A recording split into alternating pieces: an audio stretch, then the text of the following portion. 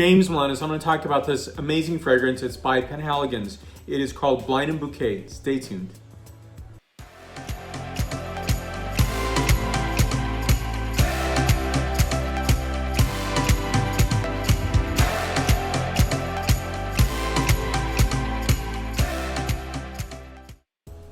So right off the bat, this is one of my most special and treasured fragrances on many levels, on many accounts. This is my first fragrance, and this was my first fragrance from Penhaligons, that is. And it's from a dear, wonderful, amazing friend. Her name's Laura. So without Laura, I probably wouldn't have known about this fragrance for a long, long time. But for me, I think it's such a special fragrance in many ways. When I think of Blenheim Bouquet, I think of Blenheim Palace in the United Kingdom, and thinking of that really great heritage mark. So the Winston Churchill's family's estate, amazing, beautiful place.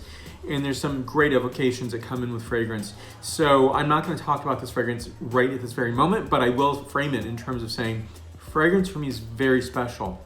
When I think of something like this, it harkens me back to my friend Laura. I think about her when I wear this because it is a true treasure and gift to get something like this. It's a gift to give fragrance, and I think a lot of people probably feel the same way.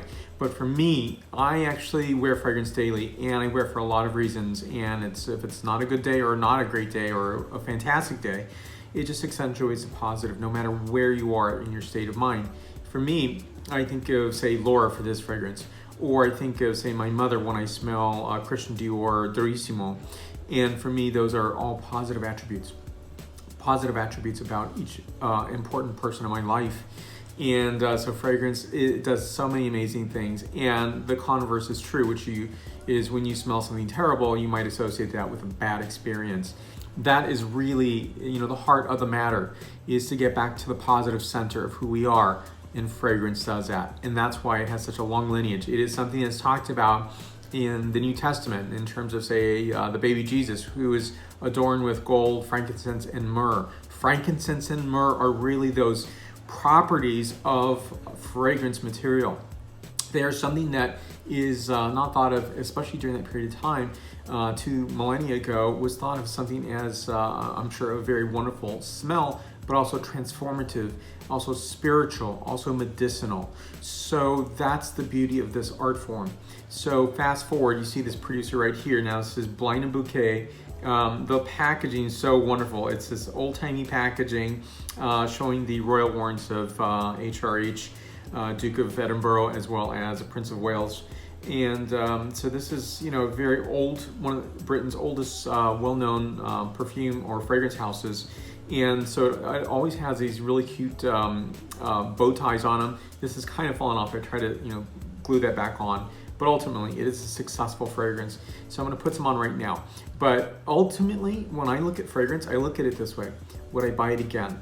And so this was a gift. And, I probably won't get this gift again. But I would buy this, right? Because to me, it is emblematic.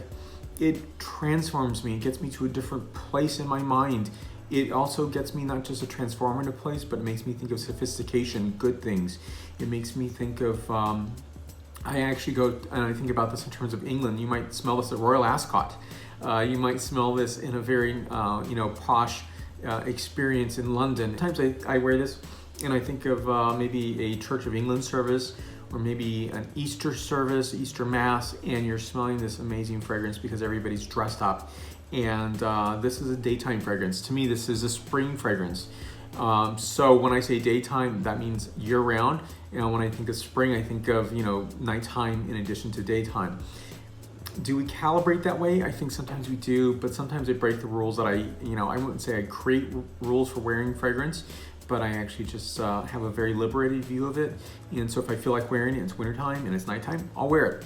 But so this fragrance is 95 points out of 100 points. What makes it so successful is it does smell old-timey, and it smells old-timey in terms of, this very turn-of-the-century fragrance characterization. It's green citrus, pulp, and zest, a bit of orange blossom, and gin notes as well. So I love that gin quality. London dry gin, which is very juniper-esque, a bit of white flowers, tea, and a hint of fresh wood. There's so many great dimensions to this fragrance. Absolutely delightful, wonderful, 95 points out of 100 points. And again, thank you, Laura. This video is in honor of you. And right down here, you can find more information on this producer. Questions and comments can be listed there. And guess what's down below is a like button. So please hit that button. And right up here is the subscribe button. Please hit that button. And the reason to do so is very logical. It's so you see the latest videos that I am producing. Thank you for your support. Thank you for watching. Go to a Penhaligon's stockist, or someone who's stocking Penhaligons. Penhaligons here in San Francisco, I do visit often. It's fantastic. Thank you for watching. I appreciate your support. And stay tuned for many more fragrance reviews to come. Sante.